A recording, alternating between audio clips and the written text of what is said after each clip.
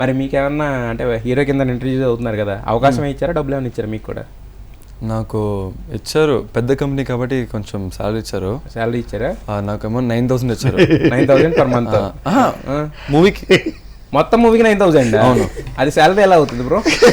ఏదో first actually నేను ఫ్రీగా చేయాలి, కానీ వాళ్ళు పెద్ద కంపెనీ చెప్పేసి నాకు ఒక 9,000 ఇచ్చారు. 9,000 కూడా గొప్పగా చెప్తున్నారు మీరు. మరి ఆ 9,000 తో ఏం చేశారు? దాన్ని 9,000 ఖర్చు పెట్టాలంటే ఈ వయసులో? అంటే నాకు మెనీ టాప్ హీరోస్ వాళ్ళు ఫ్రీగా చేసేవాళ్ళు ఫస్ట్ ఫిల్మ్. అదే మీకు ఇచ్చిన 9,000 ఎలా ఖర్చు పెట్టారు ఫస్ట్ రెమ్యూనరేషన్? మరి నేను మమ్మీకి ఇచ్చేసాను. నేను ఇచ్చింది ఎవరు మరి మీకు?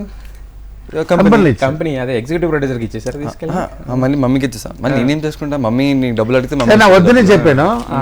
సౌదీ శారదా లేదు 9 ఫర్ సెంటిమెంట్ చెల్లి 1 వేసారు, 99 వేసారు, ఒప్పుకోలేదు. 99,000 వేస్తే మీరు వద్దని చెప్పాను, 9 వేసారు. నేనా నా 10,000 వాங்கிన డ్యాన్స్ మాస్టర్ ఉన్నప్పుడు, నేను పీక్ అన్నప్పుడు నేను మళ్ళీ నాకు 1 lakh పెడతారు, నేను అదే 10,000 తీసుకుంటా.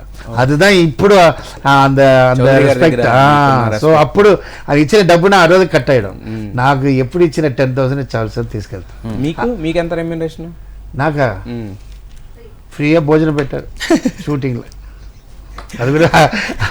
అది కూడా నేను డైరెక్టర్ ఉన్నా, మాస్టర్ ఉన్నా, ఎక్కడ హోటల్లో అడుగుతారు వచ్చి, సార్ ఏ హోటల్ కావాలి సార్ వచ్చారు. ఇక్కడ అదే ఛాన్స్ లేదు, వండిందే పెట్టాలి.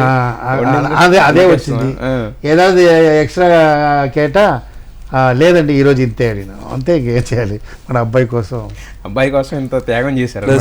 నాకు రెమ్యూనరేషన్ ఈ మూవీ ఇండస్ట్రీలో రావడమే ఒక రెమ్యూనరేషన్. సో అదేమో నాకు చాలా బాగా రాసిచ్చారు లైన్స్, బాగా ప్రిపేర్ అయ్యి ఇండస్ట్రీలోకి రావడమే ఒక రెమ్యూనరేషన్ నాకు అంటున్నాడు. తప్పకుండా అది నిజమే. యాక్చువల్లీ అదే బాగా ప్రిపేర్ చేశారన్న, నేనేమంటున్నా మీరు ప్రిపేర్ చేసి వచ్చారు, మేము ప్రిపేర్ చేయలేదు. ప్రిపరేషన్ తో మా నాన్న నాకు ఏం చెప్తారంటే బిహేవియర్ అంతే.